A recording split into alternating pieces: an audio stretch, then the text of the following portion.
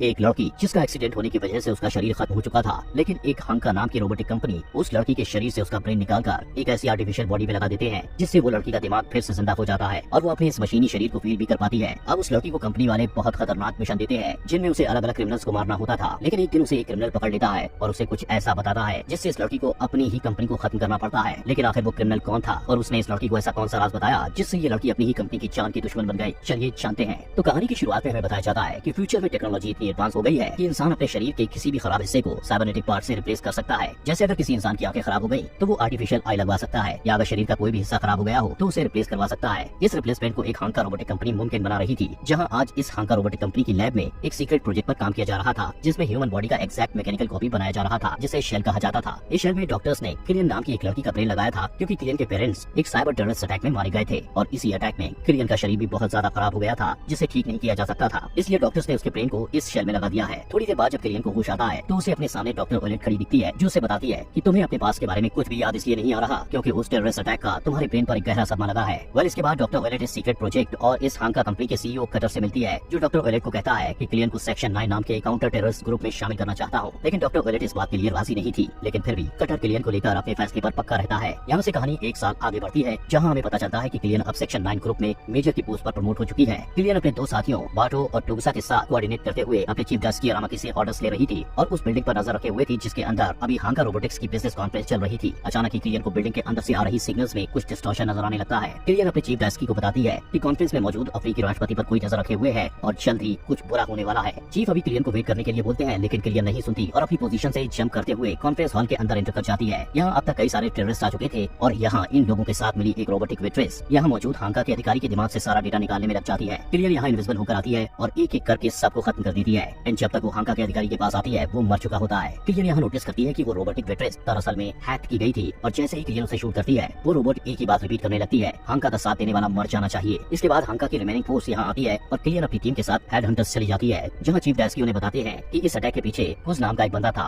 और इस बंदे ने ही उस वेट्रेस को भी हैक किया था। चीफ डेस्की यहाँ से किलियन और बाटो को हांका रोबोटिक्स जाकर उस हैक वेट्रेस के बारे में पता लगाने के लिए कहते हैं। मीटिंग ओवर होने के बाद चीफ डेस्की अपने ऑफिस में किलियन को बुलाते हैं और उससे पूछते हैं कि मिशन के दौरान उनके मना करने पर भी वो कॉन्फ्रेंस हॉल में जंप क्यों कर गई थी। इस पर किलियन कहती है कि उसका काम है कोर्स को खोलकर उसे खत्म कर देना। चीफ डेस्की उसे बीच में ही रोकते हुए समझाते हैं कि किलियन सिर्फ एक हथियार नहीं है, बल्कि किलियन को एक चीज जो सबसे अलग और खास बनाती है वो ये है कि किलियन के अंदर एक आत्मा है और इस तरह वो सही गलत महसूस कर सकती है। किलियन को मिशन के दौरान काफी इंजरीज आई थी, इसलिए वो पहले डॉक्टर ओलेट के पास जाती है। रास्ते में बाटो ड्राइव करते वक्त किलियन से पूछता है कि वो अपने पास के बारे में बात क्यों नहीं करती है। इस पर किलियन उसे बताती है कि उसे अपने पास के बारे में कुछ भी याद नहीं रहता है, उसे बस कुछ बातें ही याद रहती हैं, जैसे कि उसके परिवार ने इस देश में आने की कोशिश की थी समुद्र के रास्ते और उसी दौरान उन लोगों की बोट डूब गई और सभी लोग मारे गए। किलियन बताती है कि उसे ऐसा लगता है कि उसकी मेमोरीज पर एक पर्दा सा लगा हुआ है, वो कितना भी चाहे उसे पास के बारे में कुछ खास याद नहीं आ पाता है। अब किलियन इलाज के दौरान डॉक्टर ओलेट को बताती है कि वो काफी टाइम से हेलुसिनेट कर रही है और उसे लगता है कि ये उसके सिस्टम के ग्लिचेस हैं, इसलिए वो चाहती है कि इन्हें सिस्टम से हटा दिया जाए। डॉक्टर ओलेट उससे कॉन्सेंट यानी कि सहमति लेकर ये डेटा उसके दिमाग से डिलीट करने के लिए रेडी हो जाती है, लेकिन उसके चेहरे से ये साफ था कि वो ऐसा करना नहीं चाहती थी। वह यहाँ से निकलकर किलियन और बाटो उस हैक वेट्रेस को देखने डॉक्टर डेलिन के पास जाते हैं, जहाँ से वो लोग उस वेट्रेस के ब्रेन का डेटा ले आते हैं और इसके बाद किलियन कुछ और डिटेल्स जानने के लिए उस वेट्रेस के ब्रेन के डेटा में एंटर या फिर डाइव करने का डिसाइड करती है। डेटा में डाइव करने पर किलियन को एक नाइट क्लब के बारे में पता चलता है जिसे डेटा के अंदर एक्सप्लोर करते हुए वो एक ऐसी जगह पहुंच जाती है कि वो खुद ही हैक होना स्टार्ट हो जाती है। लेकिन समय रहते ही बाटो किलियन से कनेक्टेड वायर हटा देता है और उसे डेटा डाइव से बाहर निकाल लेता है। नेक्स्ट सीन में वो लोग उस नाइट क्लब में पहुंच जाते हैं जो कि किलियन को उस डेटा डाइव में दिखा था। यहाँ आकर किलियन और बाटो स्प्लिट हो जाते हैं और किलियन ऑर्डर देती है कि वो लीड करेगी और इस दौरान वो बाटो से माइंड कॉपी के जरिए बात करेगी, व्हिच मींस कि वो दोनों एक दूसरे के दिमाग से कनेक्ट करके ही कम्युनिकेट करेंगे। किलियन नाइट क्लब में पहले एंटर करती है जहाँ उसे कुछ लोग पकड़कर हॉस्टेज बना लेते हैं। साथ ही वो लोग किलियन के ब्रेन से निकल रहे सिग्नल्स को ब्लॉक कर देते हैं ताकि किलियन बाहर खड़े बाटो से कम्युनिकेट ना कर पाए। बाटो काफी देर तक किलियन से कम्युनिकेट करने की कोशिश करता है और सिग्नल न मिलने पर क्लब के अंदर एंटर कर जाता है, जहाँ उसे भी कुछ लोग गन्स के साथ घेर लेते हैं। यहाँ किलियन को इलेक्ट्रिक शॉक देकर कमजोर किया जा रहा था, बट वो पूरी हिम्मत से सभी लोगों पर अटैक करके अपने आप को फ्री करा लेती है। दूसरी तरफ बाटो भी अपने आप को बचा लेता है और किलियन के पास पहुंच जाता है। किलियन बैक डोर खोलती है जहाँ से एक बार फिर हेलुसिनेशन आने लगती है, जहाँ वो उसको भी देखती है। तभी किलियन के पीछे बाटो आता है और किलियन को होश आ जाता है। तभी किलियन नोटिस करती है कि उनके सामने तो एक बॉम्ब रखा है और वो तुरंत बाटो को बचाने के लिए उसे धक्का दे देती है और उसे कवर कर लेती है। इस ब्लास्ट में किलियन को काफी डैमेज झेलना पड़ता है और बाटो अपनी आंखें गवा देता है, लेकिन डॉक्टर ओलेट उन दोनों को ही रिपेयर कर देती है और बाटो को साइबरनेटिक आइज लगा दी जाती है। इसके बाद हम कटर और चीफ डेस्की के बीच एक मीटिंग देखते हैं, जहाँ कटर बताता है कि वो इस बात से नाखुश है कि किलियन को सेक्शन 9 में सही तरह से नहीं रखा जा रहा है और वो चाहता है कि किलियन की रिस्पांसिबिलिटी उसे मिल जाए। अगर ऐसा नहीं हुआ तो वो सेक्शन 9 की टीम को खत्म भी कर सकता है। इस पर चीफ डेस्की उससे कहते हैं कि उन्हें उसकी धमकी से कोई फर्क नहीं पड़ता है। यहाँ से सीन शिफ्ट होता है और हम देखते हैं कि किलियन अपने आप को मिरर में देखकर खुद से ही सवाल कर रही थी कि आखिर वो है क्या,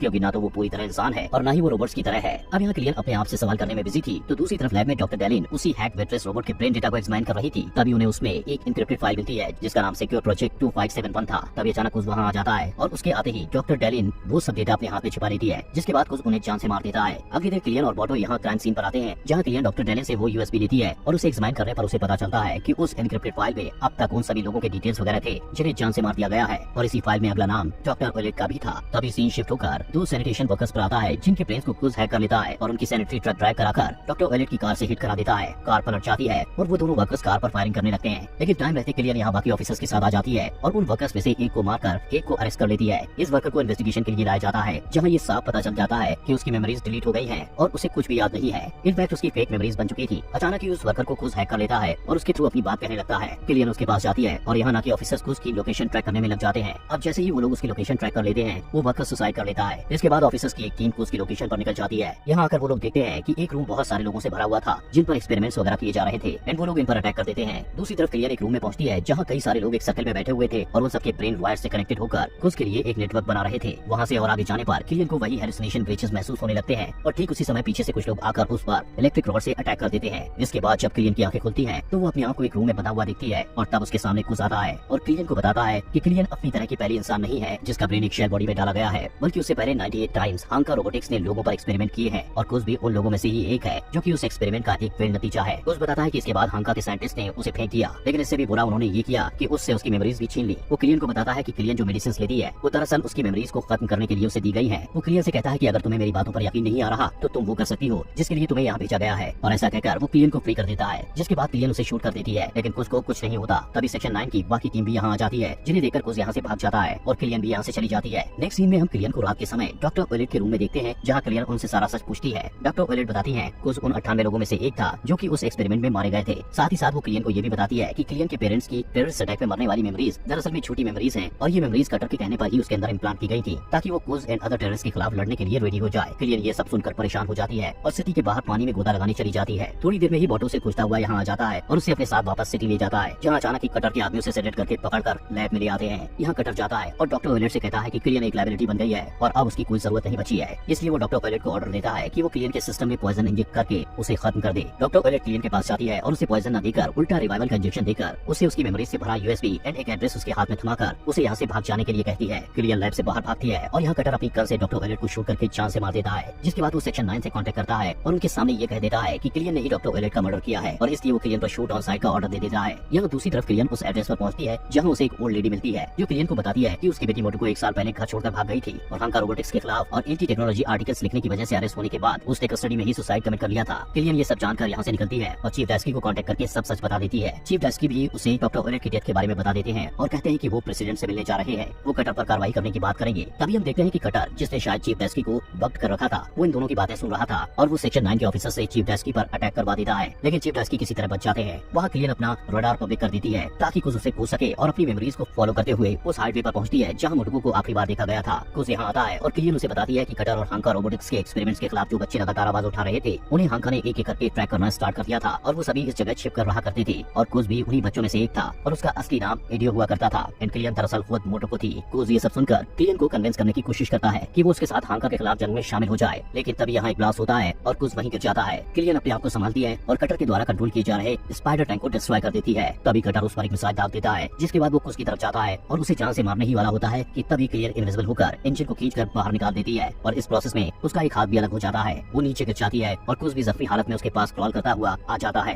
तभी कटर उनके सामने आता है और हेलीकॉप्टर में मौजूद स्नाइपर से कुछ पर शूट करवा देता है। अब इससे पहले कि वो क्लियन को भी जान से मार देता, बॉटो यहाँ आ जाता है और सेक्शन 9 की टीम हेलीकॉप्टर को गिरा देती है और क्लियन को रेस्क्यू कर लिया जाता है। सीन शिफ्ट होकर चीफ डेस्की पर आ जाता है जो कि प्रेसिडेंट के ऑर्डर पर कटर को अरेस्ट करने आ गए थे, लेकिन यहाँ कटर अपनी गन से उन पर ही फायर करने वाला होता है कि तभी डेस्की उसे शूट करके जान से मार देते हैं। मूवी के एंड में क्लियन यानी कि मोटो को अपनी मदद से रीयूनाइट हो जाती है और अपनी मेजर की ड्यूटीज कंटिन्यू रखती है और यहीं पर ये कहानी खत्म हो जाती है। दोस्तों आपका दिल से शुक्रिया हमारे चैनल को सब्सक्राइब करने के लिए।